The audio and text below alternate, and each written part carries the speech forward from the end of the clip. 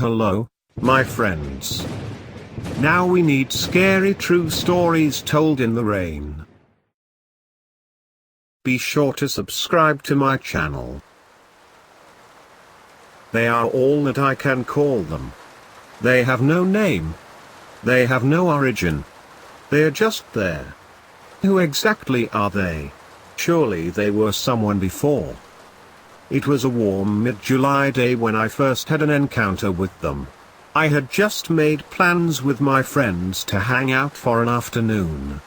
This is slightly unusual as we seldom do anything together. We had made plans to eat at some sort of restaurant that I had never heard of that is way out in the middle of nowhere. These friends that I have are just one guy, Mark, and two ladies, Vanessa and Lily. Mark tried to convince me that I had been to this restaurant before, and I just didn't remember. So we made our plans, and we all got into Mark's car. Mark drove because it was his car. Vanessa sat next to him on the passenger side. I sat in the back behind Vanessa with Lily. Everything seemed normal. It was July and we were in the middle of a drought. All we could see on the way to the restaurant was dried up farmland and rotting barns. No one was out because of the heat. The whole trip up was very pleasant.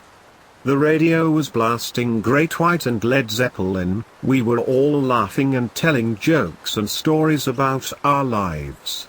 After driving for about an hour we had reached our destination. There was a restaurant. Very small, but also well maintained, unlike the neighboring houses.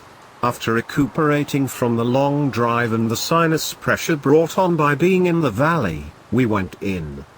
We had a great time. Service was great, but the food was absolutely horrible. It tasted as if it was microwaved. With our stomachs full we decided to drive around and look at the scenery as we digested our food. This is where I noticed a change. We drove around for what seemed to be an hour, looking at abandoned farmlands and listening to all the Foreigner and John Mellencamp that the radio station threw at us to hear. Naturally I started to get a little bored. I asked, "How much longer are we going to be driving around?" No answer. So I repeated, "How much longer are we going to be driving around?" "This farmland is beautiful. I wish I lived on a farm," Vanessa exclaimed. "You know, I always wanted to live on a farm," Mark happily replied. "How much longer are we going to be driving around?" I repeated a third time. "Look at the silos, Lily. You used to be obsessed with silos when you were a kid, right?" Vanessa asked, completely ignoring my question. I repeated my question a fourth time, then a fifth time. "How much longer are we going to be driving around?" Then I realized something. They couldn't hear me. They couldn't hear me. These were not the same people anymore. Every comment I made, every question I asked was ignored. Vanessa kept blurting out how much she loved the scenery, Mark kept adding on to her comments, and Lily just went along with it. I was just invisible to them. They would ask me a question, but never hear my answer to it. Not only that, but some change occurred over them. Vanessa just stared at all the scenery with a stupid smile on her face. Mark had some sort of blank grin going on, and Lily just quietly smirked while looking out the window.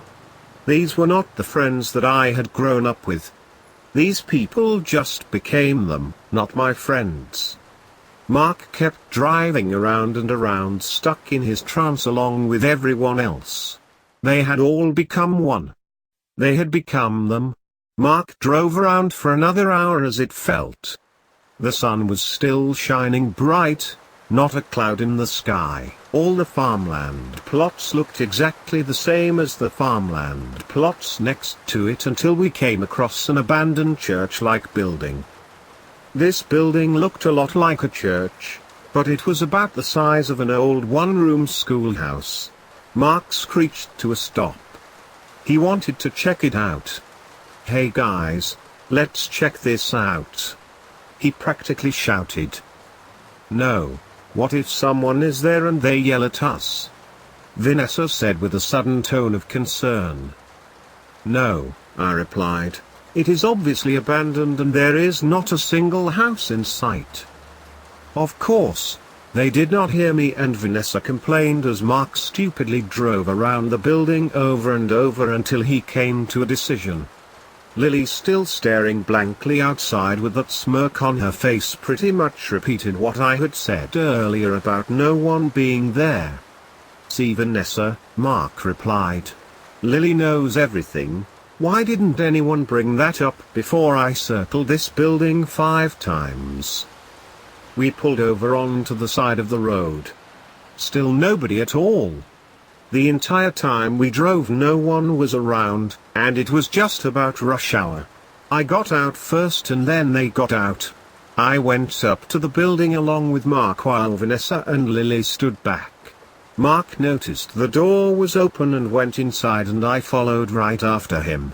I tried telling him about all my knowledge on the subject of schoolhouses, but of course, he couldn't hear me.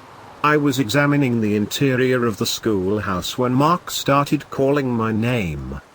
"Come out of there!" Mark yelled with an unusual gleeful tone. "No," I replied. "I wanted to look more." "Come out of there," Mark kept repeating himself until I gave up and went out there. "Take a picture of it." He handed me his phone despite my complaints about not wanting to do it. I took the picture and we got back into the car, and the same thing happened just like the entire trip there. "We should really head back now. We have been driving for 4 hours," I stated. He must have somehow caught some of what I said because he turned to look at me. I nearly jumped out of my seat. His face was melting. The skin just dripped off his face until it just looked like a skeleton with eyeballs. He paid no attention to me and turned to Vanessa and started speaking some gibberish which was a childhood story of his that I never experienced.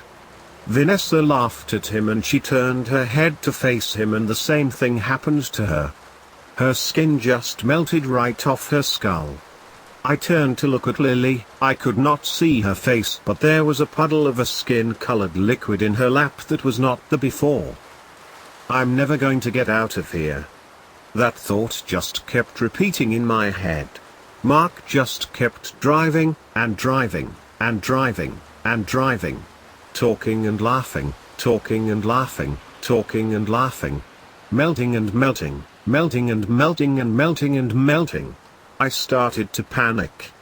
Just the thought of driving non-stop for hours and hours. The perfect day just kept going and going.